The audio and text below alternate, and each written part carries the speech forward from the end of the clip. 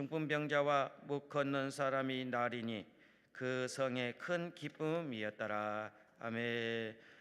서울 양천구 목동에 위치한 능력교회 담임 목사님 이동성 목사님, 오늘 두 번째 시간으로서 본문 중에서 주님을 사랑하십니까? 라는 제목으로 말씀하십니다. 나오셨습니다. 할렐루야. 환영하며 박수로 하나님께 영광 올려드립니다. 할렐루야. 살아계신 전능하신 아버지, 주님을 사랑합니다. 그러나 사랑하기 때문에 따라오는 의무도 있고 책임도 있습니다. 사랑은 그냥 되는 것이 아닙니다. 사순절에도 한 주간을 지나가면서 진정 주님 사랑하는 사람답게 살 수 있도록 축복하시고, 말씀을 통해서 무엇이 진짜 사랑인가를 알 수 있도록 도와주시옵소서. 오늘 초대교회에 큰 피바람이 불기 시작하며 스데반 집사가 순교했습니다. 그러나 모두가 죽음을 피해서 도망갔지만 가는 곳마다 복음이 전파되는 것처럼 우리 또한 비바람이 불어도 가야 되고 눈보라가 쳐도 우리 길은 가야 합니다. 복음의 길, 승리의 길, 우리 주님이 가신 길을 함께 가도록 축복하여 주시옵소서. 예수님의 이름으로 기도합니다. 아멘. 할렐루야. 오늘 본문의 말씀처럼 스데반 집사는 순교했지만 그러나 흩어진 사람들이 복음을 전하는 것처럼 우리 모두가 이런 찬양 부르고 시작하죠. 여러분, 비바람이 갈 길을 막아도 우린 가야 합니다. 험한 파도가 길을 막아도 우린 가야 합니다. 아멘.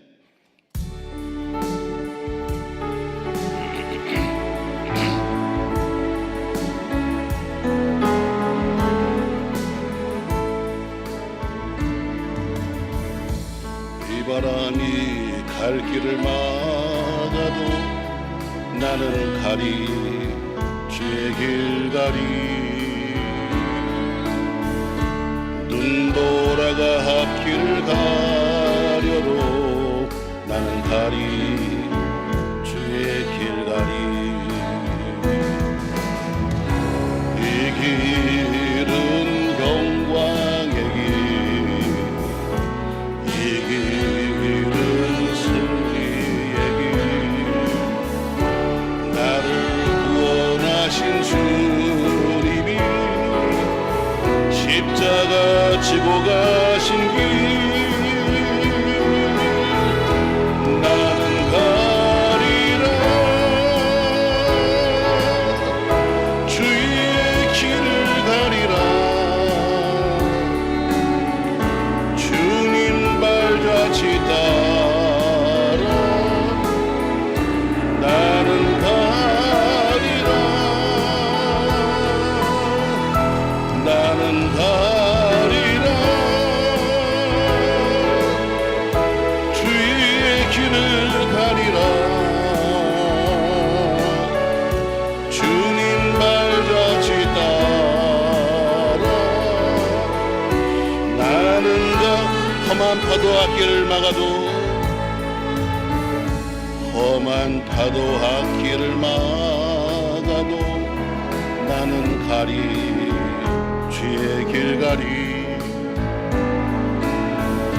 모진 바람 앞길을 가려도 나는 가리, 주의 길 가리. 이 길은 고난의 길, 이 길은 생명의 길. 나를 구원하신 주님이 십자가 지고 가신 길, 나는 가리라. 주의 길을 가리라. 주님 발자취 따라 나는 가리라. 나는 가리라. 주의 길을 가리라. 허우님 발자취 따라 나는. 다시 한번 2절. 험한 파도 앞길을 막아도, 험한 파도 앞길을 막아도 나는 가리, 주의 길 가리. 모진 바람 앞길을 가려도 나는 가리 주의 길 가리 이 길은 고난의 길 이 길은 생명의 길 나를 구원하신 주님이 십자가 지고 가신 길 나는 가리라 주의 길을 가리라 주님 발자취 따라 나는 가리라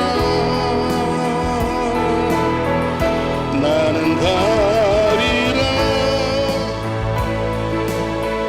주의 길을 가리라 주님 발자취 따라 우리 후렴하는 마다에 나는 갈 겁니다 주의 길을 갈 겁니다 나는 가리라 나는 가리라 주의 길을 가리라 주님 발자취 따라 나는 가리라 나는 가리라 주의 길을 가리라 주님 발자취 따라 나는 가리라 아멘. 우리 출발한 모든 여러분 마지막까지 가시기를 주의 이름으로 축복합니다. 우리가 사순절 하면은 모든 것을 절제하기도 하고 또 우리 고난에 동참하는 주간인데 막상 사순절 그러면 많은 사람들이 굉장히 슬픈 표정을 짓습니다. 또 우울한 모습을 갖고 하죠. 왜? 주님이 가신 길이 고난의 길이니까. 그러나 사실은 그렇지 않습니다, 여러분. 주님이 원하시는 것은 여러분과 제가 우울한 모습으로 사는 거 원하지 않습니다. 우리 부모들이 나가서 정말 열심히 일합니다. 가서 참 세상 나가면 더러운 꼴도 많이 보고 돈 몇 푼 벌겠다고 정말 직장 가서 별꼴을 다 당하면서 그래도 일하는 것은 나는 그렇게 살아도 내 자식만큼은 좋은 세월을 살 수 있도록 하기 위해서죠. 나는 고생을 해도 내 자식만큼은 나는 힘들어도 내 자녀들만큼은 그래도 잘 살게 하는 것이 부모인 것처럼 우리 주님이 십자가이신 것은 우리가 질 수 없는 그 고난을 대신 지심으로써 넌 행복해라. 넌 구원을 받고 너는 행복하라고 하시는 주의 뜻입니다. 그렇다고 해서 우리가 사순절날 벽이 다른 것이 아니라 그래도 주님이 원하시는 것은 우리가 슬픈 모습보다는 기쁜 모습으로 또 우울한 모습보다는 행복한 모습을 갖기 원하시죠. 저 여러분 이번 사순절 기간 동안 특별히 오늘 신앙의 신비를 체험하시길 주의 이름으로 축복합니다. 여러분 신앙이라는 것이 굉장히 신비한 겁니다. 왜냐하면 어떤 사람은 신앙 때문에 자기 인생을 망칩니다. 요새 여러분 넷플릭스에 나오고 있는 여러분 나는 신이다 많이 보셔서 아시죠 여러분? 나름대로 신앙을 갖겠다고 했는데 잘못된 신앙을 갖기 때문에 자기 일생을 망친 거예요. 또 어떤 사람은 그 신앙 때문에 자기 모든 시간과 재물과 모든 것을 다 포기하면서 목숨까지 드립니다. 똑같은 신앙인데 한 사람은 신앙생활을 어때요? 잘못 시작해서 결국엔 잘못된 길을 가고 한 사람은 신앙이 어떤 것인지 알았기 때문에 모든 걸 다 포기하는 거죠. 신앙 믿는 건데 그럼 우리 신앙의 대상이 누구예요? 우리는 누굴 믿는 겁니까? 우리 누구 믿어요? 하나님 믿죠. 그래서 우리는 하나님을 뭐라고 부릅니까? 아버지 이렇게 부릅니다. 하나님이 우리 아버지시죠. 맞습니까 여러분? 그래서 우리는 하나님을 아버지라고 믿고 사는 거예요. 여러분은 하나님이 여러분의 아버지신 것을 믿습니까 여러분? 정말? 입에 침 좀 바르고 자, 하나님이 아버지 맞습니까 여러분? 어떤 사람은 하나님이 아저씨입니다. 여러분 아버지가 저 길 건너가면은 여러분 그 아버지 내 아버지면 부를 수 있잖아요. 아버지 하고 부를 수 있습니다. 그러나 지나가는 아저씨를 갖다가 내가 아버지 부를 수는 없는 거 아니에요? 어떤 교회 가면 어떤 사람들은 어때요? 주여 삼창 평생 가도 한 번도 못합니다. 왜? 아저씨거든. 주님이 그냥 아저씨니까 참 부르기 쑥스러워가지고 못하시는 분도 있어요. 여러분, 하나님이 여러분 같이 아버지입니다. 그러면 그 하나님 아버지를 우리는 사랑하는가 여러분? 자, 그러면 우리가 하나님을 사랑한다 혹은 예수님을 사랑한다 그러면 그 사랑에 대한 고백이 있어야죠. 우리 교인들 보면 말은 잘합니다. 뭐 입만 벌리면 시작부터 끝까지 그냥 줄줄들 매일 하나님이라고 말하는데 사는 꼴을 보면 전혀 사랑하지 않아요. 자, 우리 부부지간도 보세요, 여러분. 뭐 사랑한다고 입에 말하지만 그러나 사랑은 말로 하는 게 아니라 행동을 하는 거죠. 사랑은 행동이 따라가지 않고 말만 하면 그건 거짓 사랑입니다. 신앙생활도 마찬가지로 예수님 사랑합니다, 하나님 사랑합니다 했으면 그 사랑에 따라오는 우리 행동이 있어야 되는데 행동은 전혀 따라가지 아니하고 매일 그냥 말로만 매일 사랑한다고 합니다. 코로나 이후에 지금 정확한 통계는 나오지 않았지만 한창 코로나 때 나온 발표에 하면은 한국 교회가 6만 교회였었는데 만 교회가 줄었다, 이렇게 과거에 통계가 나왔었습니다. 2년 한 반 정도에 한 만 교회가 줄었습니다. 참 많이 줄은 거죠. 어쨌든 그러니까 한 5만 교회 있을 거고, 그래도 교회는 줄어도 목사는 줄지 않으니까 아마 보통 한 12만에서 15만 정도의 목회자가 있을 겁니다. 거기 우리는 늘 1200만 성도입니다 하고 떠들었는데 사실은 뭐 한 지금 또 줄어들어서 한 1000만 될까요? 제가 파악하기는, 제가 보기에는 그것도 우리 목사가 워낙 뻥을 잘 치니까 아마 실질적인 교인은 한 제가 볼 때 한 700만 정도 봅니다. 그냥 워낙 불리기 잘하니까 이중교적이 얼마나 많아요. 그냥 여기도 드나들어서 능력교회 교인, 저쪽 가면 또 다른 교회 교인, 이런 사람도 꽤 많아요. 자, 그러면 그렇게 많은 사람들, 어쨌든 많은 사람들이죠. 근데 그 적어도 사람이 모두가 다 어때요? 교회를 다니니까 하나님을 아버지라고 외형적으로 믿어요. 또 아버지에 대해서 사랑을 고백하고 그래도 교회를 다니는 거죠. 그러나 그렇게 사랑한다고 말하지만 그러나 진정 줄 사랑한 것은 뭐냐? 전 여러분과 제가 진정 주님을 사랑하는 사람 되기를 주의 이름으로 축복합니다. 지난 토요일 날도 결혼식에 가서 우리 뭐 청년 결혼하는 거 보니까 엄청 좋아하더라고.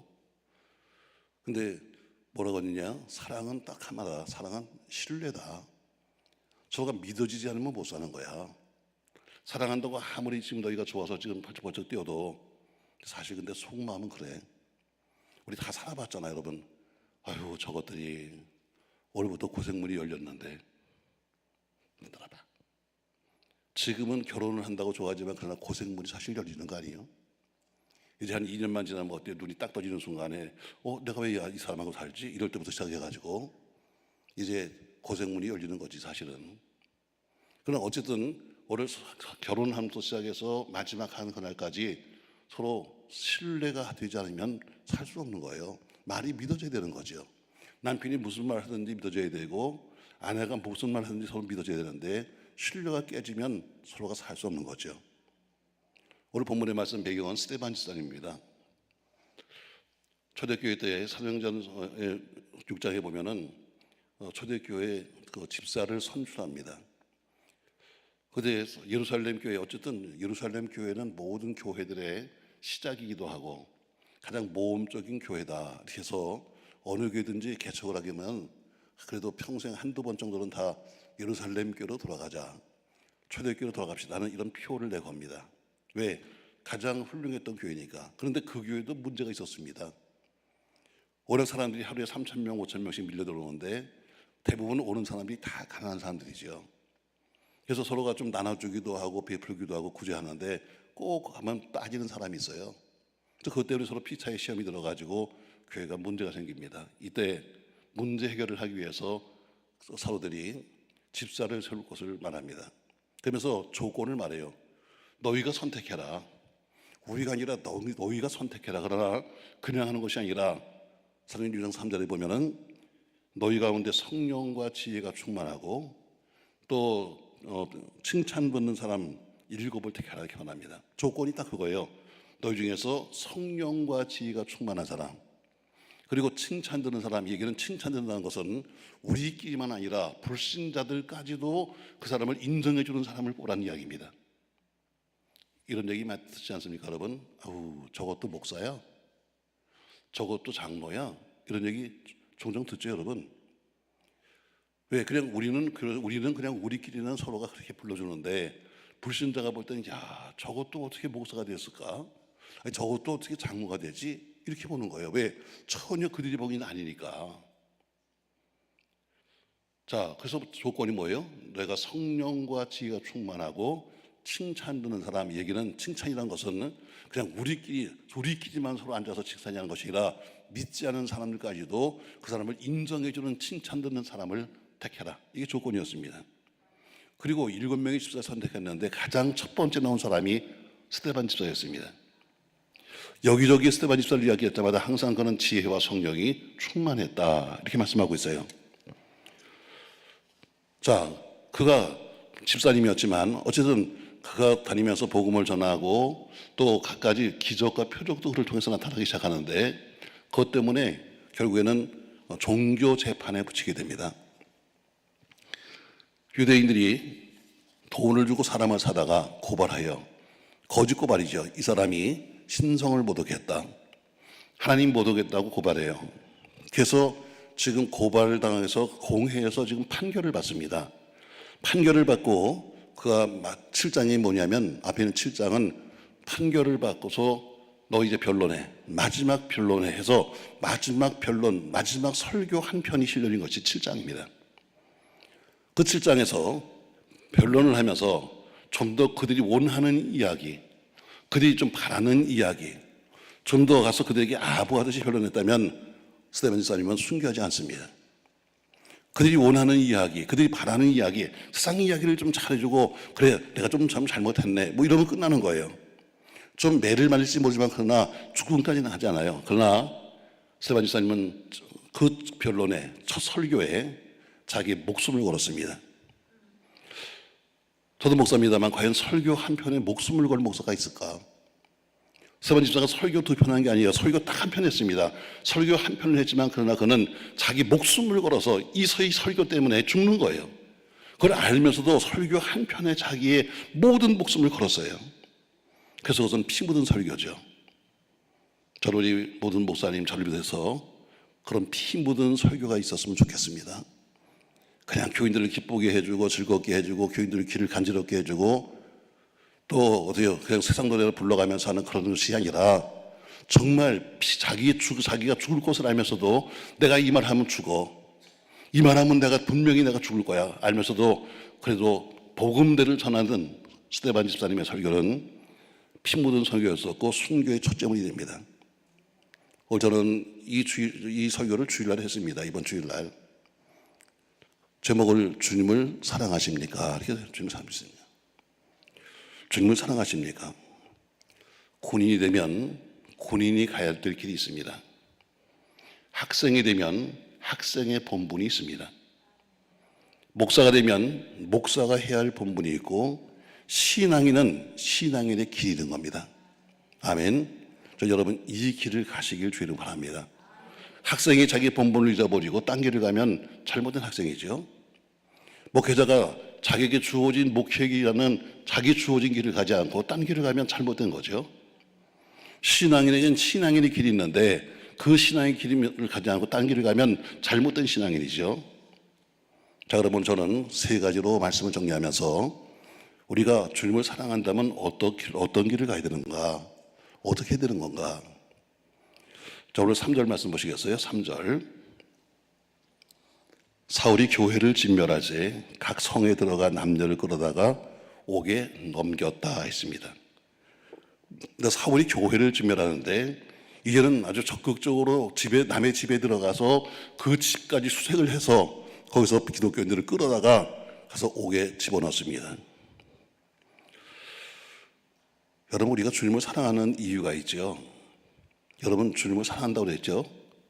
그럼 주님을 사랑하는 이유가 있죠. 무조건 그냥 사랑하는 게 아니라 그분이 나에게 무엇인가를 해줬기 때문에 사랑하는 거 아니겠습니까, 여러분? 예를 들어서 난 예수님 통해서 구원을 받았습니다. 그래서 난 주님을 사랑하는 거죠.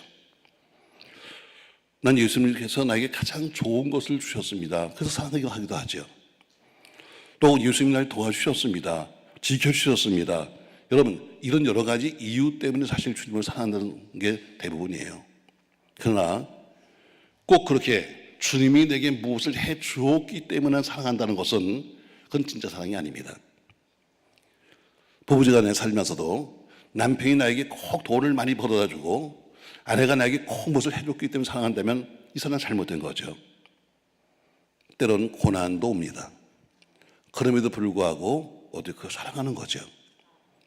항상 여러분 결혼식에 가서 결혼식 할 때 보세요. 여러분 서로 서약하잖아요. 기독교식으로 한다면 뭐예요? 신랑과 신부에게 묻습니다. 당신이 병들었든 당신이 건강하든 당신이 혹은 재물을 벌었든 못 벌었든 다시 말해 어떤 환경의 변화가 온다 할지라도 당신은 이 사람을 사랑할 겁니까? 이렇게 물어요. 좋을 때만, 건강할 때만, 그럴 때만 아니라 어떤 변화가 오고 어떤 어려움이 온다 할지라도 그래도 사랑할 겁니까? 그렇게 묻습니다, 여러분. 맞아요. 진정한 사랑은 오늘 주님이 내게 무엇인가 주셨기 때문에 하는 사랑만 아니라 때론 광야 같은 데로 날 끌고 나간다 할지라도 나를 깊은 수렁에 집어던지신다 할지라도 그래도 그 속에서도 하는 사랑이 진짜 사랑입니다. 자, 우리 보세요, 여러분. 구약에 나오고 있는 욥. 자, 욥은 하나님이 복을 주셔서 동방의 가장 큰 자라고 했습니다. 다시 말해 동방에서 가장 큰 부자였습니다. 또 믿음도 좋아서 하나님 보시기에는 의로운 사람이라고 생각했습니다. 하나님 복을 주는데 자식도 10명이나 있었고 또 이 자식이 모두가 다 잘 됐습니다. 그러니까 누구나 다 욥을 보면서 부러워했어요. 야, 참 부자에다가 건강하고 그리고 돈 잘 벌고 저 자식도 잘 됐네. 오늘날 하나님이 사단에게 묻습니다. 야, 사단아, 너 어디 갔다 왔니? 사단이 말합니다. 예, 제가 여기저기를 다녀왔습니다. 너 혹시 욥을 봤니? 예, 제가 욥을 봤죠. 야, 욥 정말 믿음 좋아.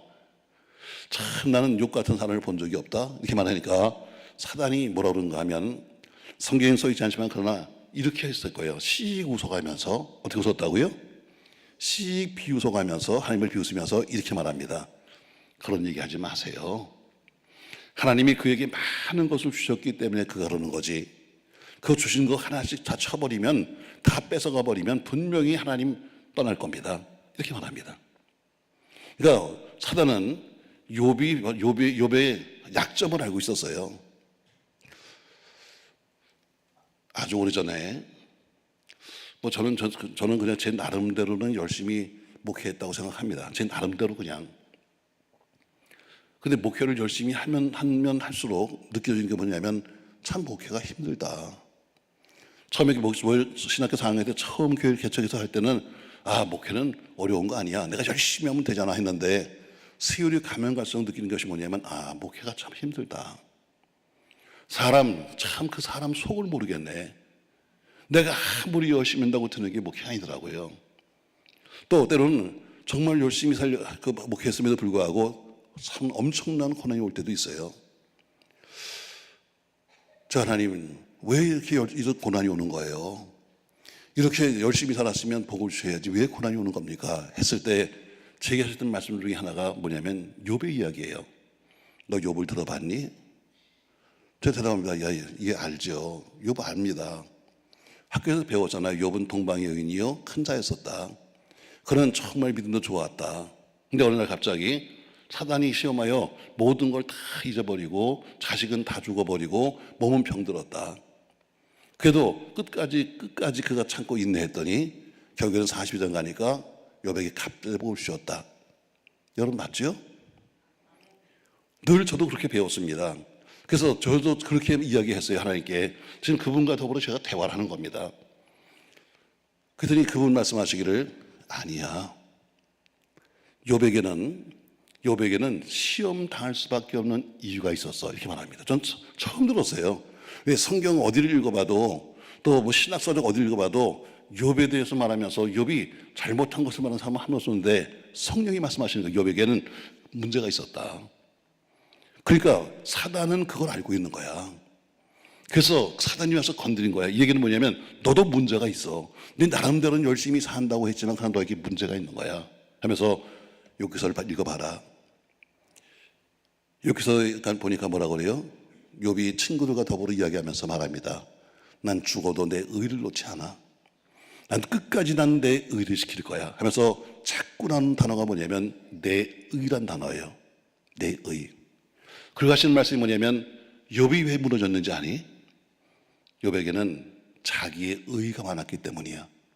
여러분 자기의 의가 없어야 돼요. 자기의 의가 뭐예요? 자랑거리야. 자랑거리. 입만 열으면 어때요? 나는 자식이 이렇게 잘 됐고 난 뭐가 잘 됐고 난 이만큼 부자가 되었고. 여러분 어쩌면 그게 다 자랑거리가 의예요. 근데 그는 뭐예요? 난 죽어도 난 내 의를 놓지 않아. 난 끝까지 난 의를 지킬 거야 하면서 그가 주장합니다. 저기 하신 말씀이에요. 너는 의가 많아. 내 자랑거리가 많아. 여러분과 제가 건강하다면 건강은 누가 주신 거예요? 하나님이 주신 거예요. 근데 마치 내가 뭐가 해서 건강한 것 같아. 아무리 여러분과 제가 운동을 하고 별짓을 다 해도 어느 한순간에 여러분 인대 하나 끊어지면 끝나는 거야. 그걸 인정해야 되는 거예요. 전 나름대로 다니면서 이 부흥회 다니면 왜 간증거리가 없겠습니까 여러분? 이불 열으면 여러분 줄줄줄 나오죠. 근데 뭐예요? 처음에 시작은 이렇게 했어요. 하나님이 하셨습니다. 내게 하나님이 이렇게 복을 주셨습니다 했는데 언젠가부터 나온 게 뭐냐면 나도 했습니다. 하나님이 하셨다고 말했지만 그러나 그대는 나도 모르게 나를 자랑하는 네 의가 많아졌어. 여러분 내 자랑은 없는 거예요. 우리 신앙인은 하나님만 자랑하는 거야. 우리 주님이 하셨습니다. 아멘. 자, 교회에서 여러분과 제가 헌금을 많이 했습니다. 그 물질 누가 주신 거예요? 그렇죠. 하나님이 안 주셨으면 못하는 거예요. 아무리 하고 싶어도 돈이 없으면 못하는 거지. 근데 그분이 할 수 있도록 주셨으니까 어떻게 한 거죠. 하고 싶은 그 마음을 주신 것도 하나님, 드리게 하신 것도 하나님이지. 근데 어떻게 우린 마치 내가 뭐가 한 것 같아. 그래서 내가 봉사를 좀 했습니다. 여전도 회장 남전도에 가면서 여러분 그것도 어때요? 하나님이 하게 하신 거야. 근데 어때요? 조금 교회 속에서 조금만 좀 일 좀 하고 나면 내가 뭔가 한 것처럼 말하는 내 의가 너를 무너뜨리는 거야. 잘 드세요 여러분. 내 의는 없어요. 아멘. 두 번째 말씀하십니다. 왜 욥이 시험 든지 아니? 사단이 와서 건드리는 이유가 뭔지 아니? 사단은 귀신이니까 알잖아요. 얘가 어디가 약한지. 두 번째 42장 가면은 그가 이렇게 말합니다. 내가 티끌과 재 가운데서 회개하나이다. 그는 그렇게 많은 어려움을 당했으면서도 한 번도 1장부터 시작해서 42장까지 한 번도 회개한 적이 한 번도 없어요. 나는 의로운 사람입니다. 나는 깨끗한 사람입니다. 나는 믿음으로 살았습니다만 말했지 자기가 뭘 잘못했는지 한 번도 회개한 적이 없어요. 자, 가정에서 잔치날이 되면 자식을 다 불러다가 잔치를 한 다음에 나중엔 아들 한 명 한 명씩 이름으로 번제를 드리면서 다 그 제사를 드렸어요. 그러니까 뭐예요? 전부 다 혹시나 아들이 뭘 잘못했을까? 혹시 딸이 잘못했을까 하면서 그들을 위해서 제물을 드렸지만 그러나 본인은 늘 깨끗한 사람이야. 두 번째, 회개가 없는 사람이에요. 이게 욥의 문제였었어요. 근데 그렇게 많은 고난과 환난 뒤에 마지막 하나님 말씀을 직접 듣고 나서 내가 티끌과 재 가운데서 회개하나이다 이렇게 말합니다. 또 42장 맨 뒤에 가면 뭐라고 말하는가? 내가 이제는 귀로만 듣던 하나님을 내가 눈으로 봅니다 이렇게 말합니다. 과거에 욥의 신앙이 뭐냐 하면은 그냥 듣는 신앙에 불과했어요. 말씀을 듣는 신앙, 남이 하는 간증을 듣는 신앙, 듣는 신앙에 불과했는데 이제는 뭐로 바뀌었어요? 이제 보는 신앙으로 바뀌었어요. 우리 하나님이 원하시는 것은 욥에게 원하시는 건 뭐냐면 나는 네 신앙이 좀 더 성장하기 원해. 그래야 내가 그릇이 더 커져야 내가 더 큰 걸 줄 거 아니야? 제가 말씀을 드릴 건 뭐냐면 예배당을 짓고 나서예요. 예배당을 지었으면 교인들이 몰려갈 텐데요. 오지 않는 거예요. 도대체 왜 그럴까? 그래, 예배당은 지었지만 네 자신이 그릇이 안 된 거예요. 그릇이. 그러니까 내 신앙이 이제는 뭘 원하는가? 지금까지 내가 귀로 듣는 신앙에 불과했는데 이제는 체험적으로 눈으로 보는 신앙이 되길 나는 원해. 욥의 신앙이 뭐예요? 도덕적인 신앙이에요. 윤리적인 신앙이에요. 근데 하면 뭐예요? 체험적인 신앙이 되길 원하는 거예요. 이걸 누가 하냐면 사단이 하는 거예요. 사단이 알기 때문에 와서 하나님께 빈정거리면서 말합니다. 아이고 욥이요, 하나님이 많은 걸 주셨기 때문이죠. 그거 건드리면 끝나는 거예요. 하나님의 허락하여서 생명은 안 돼 하고서 시험이 시작됩니다. 어느 날 갑자기 큰 태풍이 불면서 그 집안에 있는 모든 자식들이 다 한꺼번에 죽습니다. 자산이 다 날아갑니다. 그는 몸에 병들어서 정수에서 발끝까지 악창이 나가지고 깨진 기와짝으로 몸을 긁습니다. 가장 사랑했던 부인도 와서 너 믿는 하나님 욕하고 죽어버려 하고 떠나버립니다. 그때 욥은 말합니다. 내가 하나님께 복을 받았는데 내가 하나님께 재앙도 받지 않겠느냐 하면서 그는 원망하지 않았다, 이렇게 말씀하고 있습니다. 맞습니다. 여러분, 욥처럼 좋은 것만 받은 것이 아니라 나쁜 것이 온다 할지라도 그래도 우리의 신앙은 변하지 말아야 합니다. 우리는 조금만 나빠지면 입이 대빨 나가지고 하나님 계신 거예요, 안 계신 거예요, 그렇게 따집니다. 사도 바울도 그렇게 많은 일이 있지만 그에게도 육신의 가시가 있었습니다. 그 가시가 정확히 무엇인지 모르겠지만 그러나 갈라디아에서 보면은 심한 안질병 환자가 아니겠는가 이렇게 보고 있습니다. 또 많은 신학자들은 사도 바울이 간질병 환자였다고 말하고 있습니다. 그러니까 본인은 남을 기도해주면 남들은 그 병을 고치고 죽은 사람도 살아나는데 자기는 눈에서 고름을 흘리고 있고 자기가 발작을 하고 있으면 여러분 이게 얼마나 은혜가 안 되겠습니까?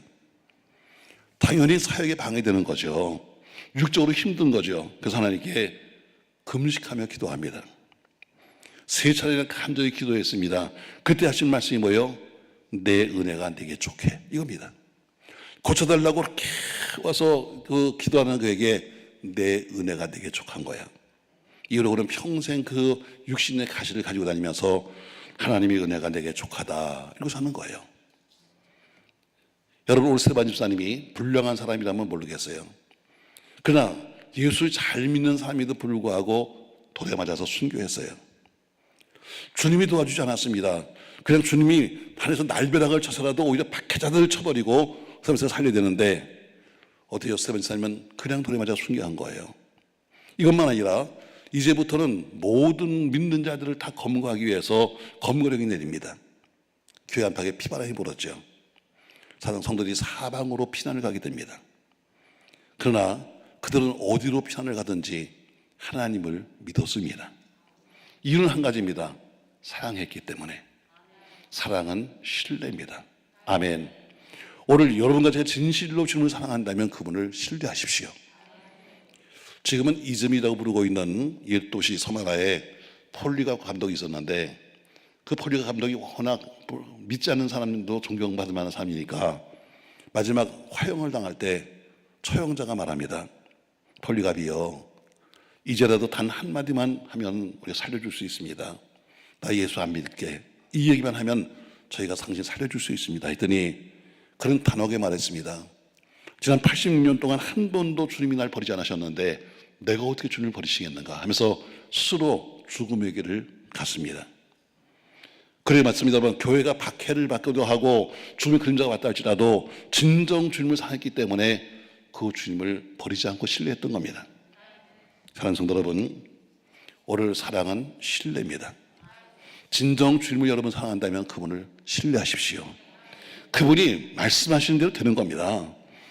그러니까 주님 없이 하려고 하지 말고 주님과 함께 망해도 주님과 함께 망해야 합니다. 왜? 주님이 함께 한다면 빈손이다 할지라도 거기가 충만한 곳입니다. 사랑이 뭐예요? 믿음이에요. 박해가 와도 하나님이 지켜줄 것을 믿는 것이 믿음인 것처럼 진정 성도라면, 진정 주님 사랑한다면 어떤 처지에 있다 할지라도 그분이 하신 약속의 말씀을 신뢰하십시오. 그러면 여러분의 믿음대로 될 줄로 믿습니다. 박해가 와도 지켜줄 거예요. 일이 안 풀려도 하나님은 해결해 줄 것을 믿는 거예요. 진정한 사랑은 변함이 없는 거예요. 환경 따라 변하는 것은 여러분 그건 사랑이 아니에요. 잘 될 때 찬양하고 안 될 때 원망하는 것이 아니라 항상 기뻐하고 범사에 감사하며 그의 말씀을 신뢰할 때 그게 바로 진정한 사랑입니다. 전 여러분이 하나님 말씀이 믿어지기를 주의 이름으로 축복합니다.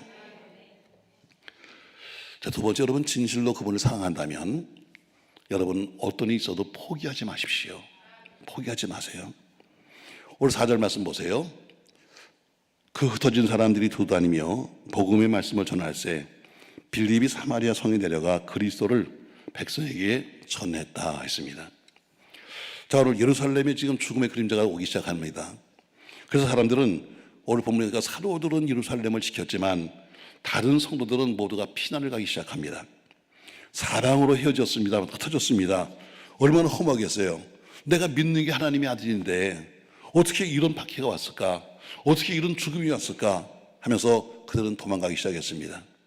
그런데 그들이 도망을 갔는데 가는 곳마다 뭐 했는가? 다시 복음을 전했습니다. 이게 사랑입니다.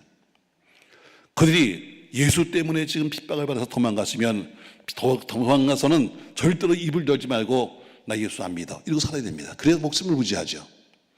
예수 때문에 지금 핍박을 받아서 도망갔는데 가는 곳마다 뭐는가 하면 복음을 전했다. 가는 곳마다 예수를 전하는 거예요. 어떤 사람은 돌에 맞아 순교했습니다. 어떤 사람은 감옥에 끌려갔습니다. 예수님 믿는 것만 밀고 되어도 언제 죽을지 모릅니다. 그런데 그 사람들이 흩어진 사람들이 하는 것이 뭐냐면 숨어서 쉬쉬한 게 아닙니다. 몰래 다니면서 목숨을 부지한 것이 아닙니다. 온 땅에 다니면서 복음을 전했습니다. 복음은 능력입니다. 복음은 멈출 수 없는 거예요. 바로 제 말에 그들은 포기하지 않은 거예요. 비록 복음 때문에 핍박을 받았지만 그러나 복음을 포기하지 않는 겁니다. 사랑은 포기하지 않는 겁니다. 사람은 실패할 수 있어요. 사람은 좌절할 수 있습니다. 사람은 망할 수 있습니다. 사람은 병들 수 있습니다. 그러나 여러분 병든 거 죄 아닙니다. 내가 하던 사업 망한 거 죄 아닙니다. 그러나 내 손을 늘어뜨린 것은 죄입니다. 비록 넘어졌다 할지라도 다시 일어나면 승자가 될 수 있지만 넘어진 채로 누워 있으면 영원한 패자입니다. 사랑하는 성도 여러분, 전 여러분이 어떤 처지에 있든지 포기하지 말고 일어서시기를 주의 이름으로 축복합니다. 일어나면 뛰어가는 겁니다. 그러나 손을 놔버리고 누워 있으면 평생 가는 사람은 못 일어나는 거예요. 한참 사회가 어려울 때 새신자가 있어서 등록을 해서 이제 신방을 갔는데 보니까 참 기가 막히더라고요. 아직 뭐 목동 아파트 살고 계십니다만 하는 얘기가 뭐냐면 저희가 지금 무역 그 오파를 하다가 부도난 지 지금 불과 며칠 안 됐습니다. 아 그래요? 참 이렇게 되면 새신자가 그렇게 되면 참 가서 입장 곤란해. 무슨 말 하기 참 힘들어요. 근데 한참 예배를 드리려고 하는데 남편이 들어오더라고요. 남편은 불신자인데 그러니까 며칠 전까지만 해도 사장님이에요. 근데 그분이 작업복을 입고 위에 모자를 이렇게 좀 눌러쓰고 들어오세요. 그러면서 말합니다. 아유 목사님 저 집에 오셔서 감사합니다. 저 지금 나가서 일 좀 하고 왔습니다. 아니 회사가 문 닫았다면요 했더니 예 저 택시 운전 시작했습니다. 그러세요. 예 당신은 삽니다. 저도 사업하다 망해봤지만 몇 년 동안을 그게 가슴속에 있어요. 난 언젠가 또 일어날 거야. 난 인정하기 싫은 겁니다. 난 망했다는 걸 인정하지 못하는 거예요. 근데 그 사람은 보니까 불과 며칠 만에 어때요? 내 가족은 내가 책임져야죠. 회사가 부정났어. 내 가족은 내가 책임져야지 하면서 나가서 운전을 하고 오더라고요. 운전수가 돼서. 맞아요 여러분. 복음은 능력입니다. 손을 내리면 지는 거예요. 여러분 지금 여러분과 제가 어떤 처지에 있든 어떤 환경에 있든 어떤 의미에 할지라도 여러분 쓰러지면 죽는 거예요. 다시 일어나셔야 합니다. 할렐루야. 교회요 일어나야. 교회도 마찬가지입니다. 매일 앉아서 뭐 우리 교회는 안 돼, 우리는 뭐 안 되나 봐 이것이 아니라 안 되기 때문에 뭐 되게 해야지. 왜 주님이 약속했어요. 주님이 근데 교회 세우면서 어때요? 주님이 목적이 있으니까 교회 세워놨잖아요. 주님이 자기의 집을 자기의 교회를 버리시겠습니까? 안 버리십니다 여러분. 우리는 목사님이 착각하고 사는 거예요. 교회는 주님이 세우시는 거예요. 내가 가서 개척한 것 같지만 그러나 주님이 원하시는 곳에 주님이 세우시는 거예요. 그러면 주님이 책임을 지는 거예요. 근데 어떻게 아유 난 틀렸어요. 우리 평생 가도 뭐 10명밖에 안 모이는데요. 이런 사람은 평생 가도 안 되는 거예요. 여러분, 어떤 처지 있어도 사랑이 뭐냐? 진정 주님 사랑하면 포기하지 않는 거예요. 여러분, 포기하지 마십시오. 여러분의 내일 좋아질 거예요. 할렐루야. 자, 오늘 어떤 사람은 오늘 본문에 보니까 빌립은 사마리아 가게 됩니다. 사마리아는 여러분 이방 지역이고 서로 유대인들과 사마리아 사람은 얼굴도 안 보는 거예요. 근데 얼굴도 안 보는 그곳에 가서 뭐 있는가 하면 거기 가서 복음을 전하는데 그 성에 큰 변화가 옵니다. 어떤 사람은 감옥에 들어갑니다. 근데 감옥에서 뭐 하는가 하면 감옥에서도 복음을 전하는 겁니다. 사랑하는 성도 여러분, 이게 하나님의 신비입니다. 그래서 복음은 능력이라는 것입니다. 저 여러분 아무쪼록 여러분의 모든 믿음과 삶을 포기하지 말길 주의 이름으로 축복합니다. 비록 상황이 악화됐습니다. 복음 전하기가 위험했습니다. 그래도 불구하고 그들은 가는 곳곳마다 복음을 전했습니다. 주님을 사랑하다 보니까 어때요? 주님 사랑하는 그 마음을 전하지 않고는 전할 수 없는 거예요. 사랑은 포기하지 않습니다. 사랑은 중단하지 않습니다. 사랑은 결코 무엇인가 놓치는 게 아니에요. 끝까지 가는 거예요. 하박국은 이렇게 말하잖아요. 하박국서 3장 17절에 보면은 비록 무화과 나무가 무성하지 못하며 포도나무에 열매가 없으며 감람나무에 소출이 없으며 밭에 먹을 것이 없으며 오리의 양이 없으며 외양간에 소가 없을지라도 나는 여호와로 말미암아 즐거워하며 나의 구원의 하나님으로 인하여 기뻐하리로다, 이렇게 말합니다. 아주 쉽게 말하면 이런 얘기입니다. 비록 몸은 내가 병들어 버렸고 농사는 다 망했고 짐승은 다 죽어나갔고 목장은 텅텅 비었고 통장 잔액은 마이너스가 됐다 할지라도 난 주님 때문에 즐거워하고 구원의 하나님 때문에 난 기뻐한다는 이야기입니다. 여러분 열심히 신앙생활 하지만 결과가 없습니까? 그래도 여러분 계속 하십시오. 언젠가 반드시 열매를 주실 것입니다. 여러분이 기도했지만 기도에 응답이 없으십니까, 여러분? 도저히 소망이 여러분 생기지 않습니까? 그래도 중단하지 마십시오. 반드시 하나님이 그 기도를 응답하실 겁니다. 사랑은 상대방 반응에 개의치 않는 거예요. 내가 사랑하는데 상대방이 나에게 이렇게 했기 때문에 이렇게 하는 것이 아니라 상대방이 뭐라고 하든 간에 사랑은 계속하는 거예요. 전 여러분과 제가 신앙생활 결코 포기하지 말기를 주의 이름으로 축복합니다. 포기하지 말아야 합니다. 자, 그러면 세 번째 보면 주님을 사랑한다면 여러분 결과를 확신하십시오. 확신. 오늘 7절 8절에 보니까 빌립이 복음을 전하는데 귀신이 떠나가고 중병자가 일어나고 안진병이 일어나고 마지막 8절에 보니까 그 성에 큰 기쁨이 있었다, 이렇게 말합니다.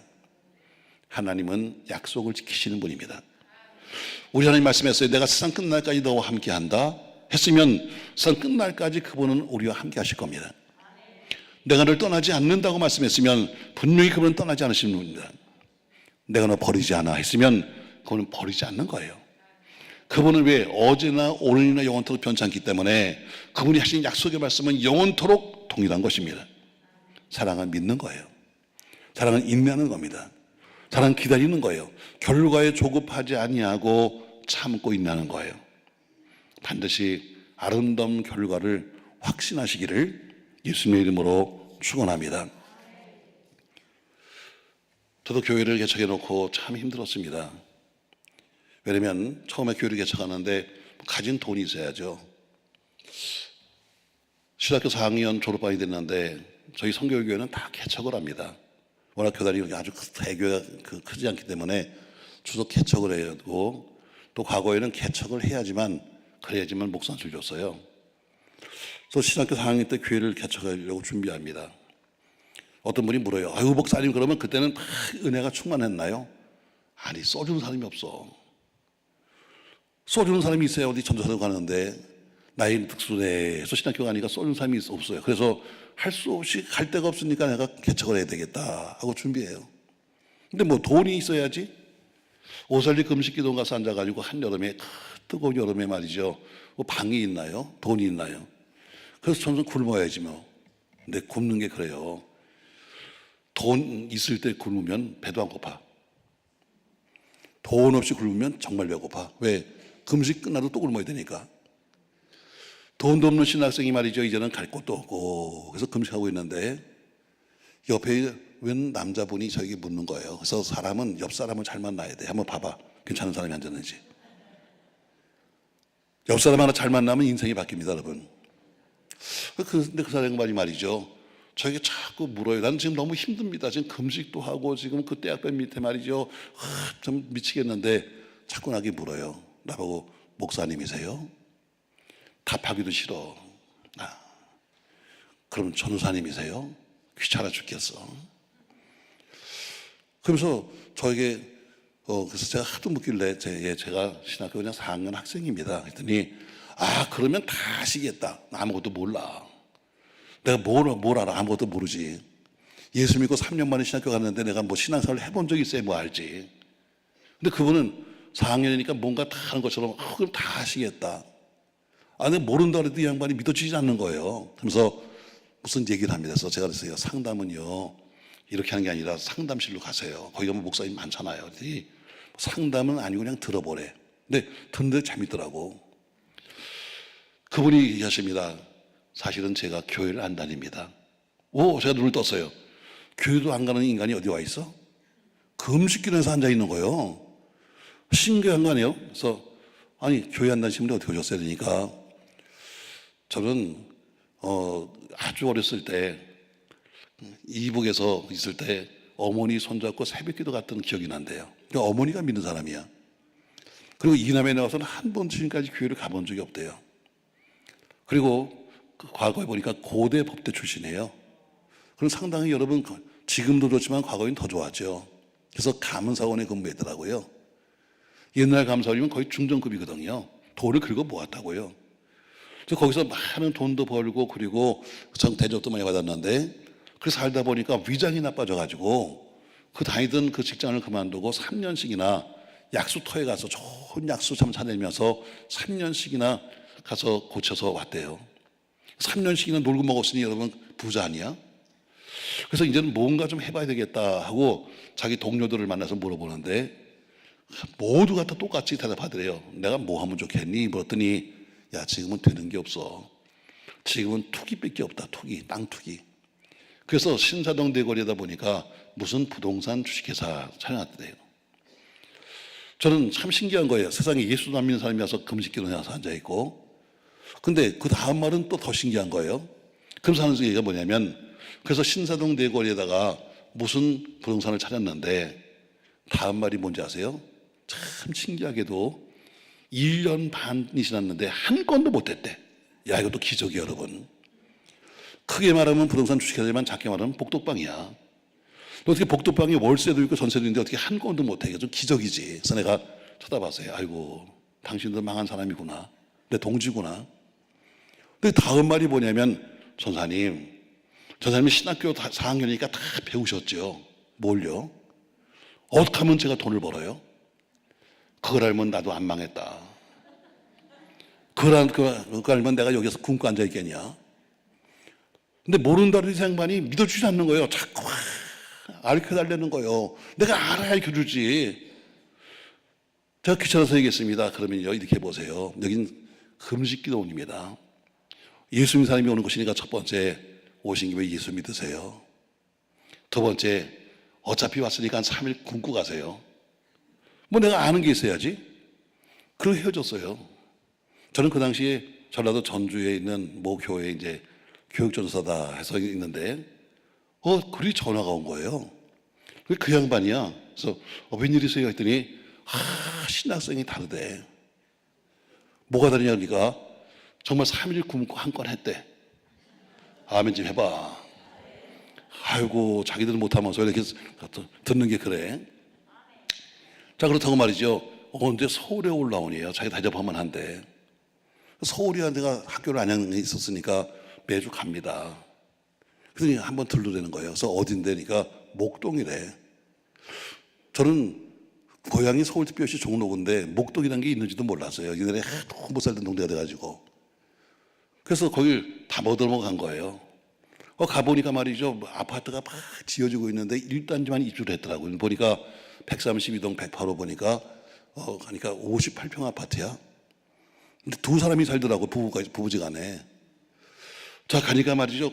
큰 마루 위에 말이죠. 거실에 음식이 쫙 깔렸어. 전사님이 드시래. 배고픈 신학생이 이게 웬 떡이요. 한참 먹고 말이죠. 이제 다 먹고 이제 물러서려고 하는데 목사 나보래요. 오신 김에 예배드리지.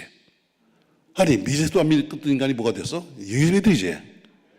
야, 이건 또 웬 떡이야? 왜? 내가 뭐 언제 설교를 해본 적이 있어야지. 근데 이 사람은 나보다 더 모르잖아. 내가 무슨 말을 해도 이 사람은 뭔지 모르니까 가지고 되는 대로 막 했지 뭐. 근데 하고 나서 생각이 났어요. 이번에 기도원 가서 말이죠. 더운데 그저 러닝샷 입고 있는데 그 아줌마 전사님들이 얼마나 등을 때려가면서 할렐루야 할렐루야 할렐루야 했는지 아파 죽겠더라고. 그 기억이 났어요. 저라도 한번 해봤지. 어차피 안 볼 사람인데 뭐. 그래서 제가 다 손을 얹었어요. 여러분, 근데 우리 교인들도 그래요.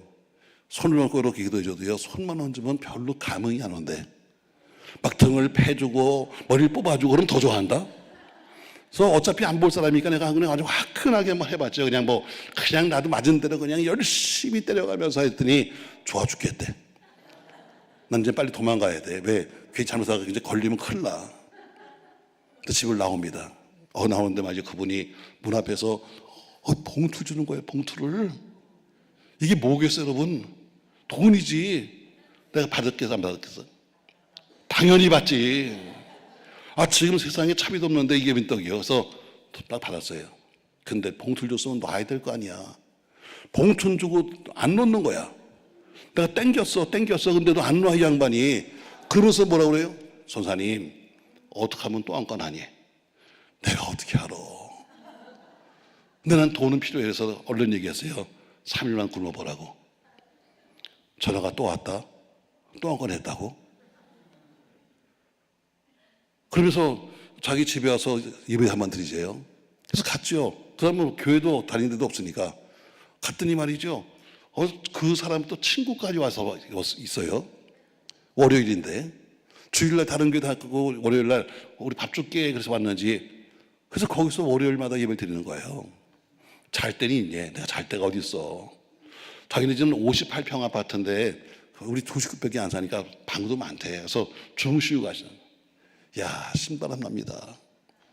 근데 나는 지금 이런다고 지금 들 게 아니잖아. 저는 개척을 해야 되니까. 그분이 이렇게 가끔마다 용돈을 주면 저는 안양에서 수원으로, 수원에서 대전으로, 대전에서 전주로 완행버스를 타고 가요. 그분이 묻는 거예요. 전사님, 쉽게 말하면 내 교통비 줬는데 왜 고속버스를 타고 가지 왜 완행버스 타세요? 저 급해요. 저 개척해야 합니다. 지금 그래서 어디 시골에 어디 십자가 없으면 내려서 보고 그래서 좀 시골로 다닙니다 했더니 그분이 그래요. 뭐 멀리 가니? 여기서 하죠, 여기서. 그래서 저희 교회 시작은 목동 아파트 132동 108호입니다. 그냥 거기가 그냥 교회가 된 거예요. 근데 교회는 되는데 세상에 여러분, 자, 교회가 되면 제일 먼저 뭐예요? 이름을 줘야 될 거 아니야. 이름을 뭐라고 지면 좋을까 하다가 능력하고 줬어요. 남들이 다 웃는 거야. 능력도 많다고. 세상에 남이 지금 마룻바닥에서 능력도 많다. 얼마나 비우는지 몰라. 또 어떤 총회에다가 또 보고해야 됩니다. 제가 교회를 개척했습니다. 그랬더니 교회이 뭔데? 능력교회예요. 어디 있는데? 아파트요. 다 웃어. 사실 뭐 누가 옵니까 여러분? 아무도 안 와. 누가 새벽 예배 오고 누가 오겠습니까 여러분? 아파트에. 그래도 총회에다 보고했더니 총회에서 선물이 왔어요. 간판. 큰 나무에다가 목동 능력교회 써가지고 왔어요. 근데 달 수가 없는 거야. 어디다 달겠어요, 그를. 그래서 일과가 뭐냐? 아침 되면 밖에 꺼내놓고 저녁 되면 집어넣고 이게 하루 일과요. 그 당시만 해도 아파트가 처음 생겼을 때니까 경비들이 얼마나 싸나운지요. 어디 전도라는 건 꿈도 못 꿔요.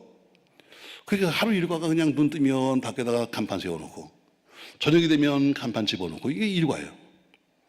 근데 저희 1년 선배 중에 집안이 3대째 목사가 있어요.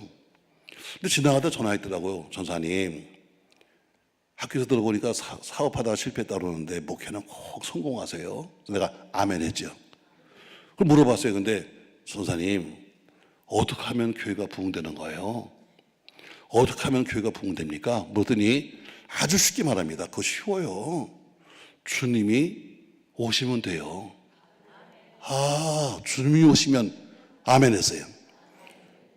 또 물었죠. 근데 주님이 어떻게 오시는 거예요? 그랬더니 간단해요. 밤낮주를 부르세요. 야, 성경적이야. 아멘 했어요. 그리고 내가 밤낮주를 불렀지. 새벽에도 부르고 밤에도 부르고 드디어 한 20일 만에 오셨어요. 듣고 아멘해. 경비가 왔어. 주님이 오시라는데 왜 주님과 경비가 오는 거야? 경비가 그것도 한두 명 온 게 아닙니다만 몰려왔어요.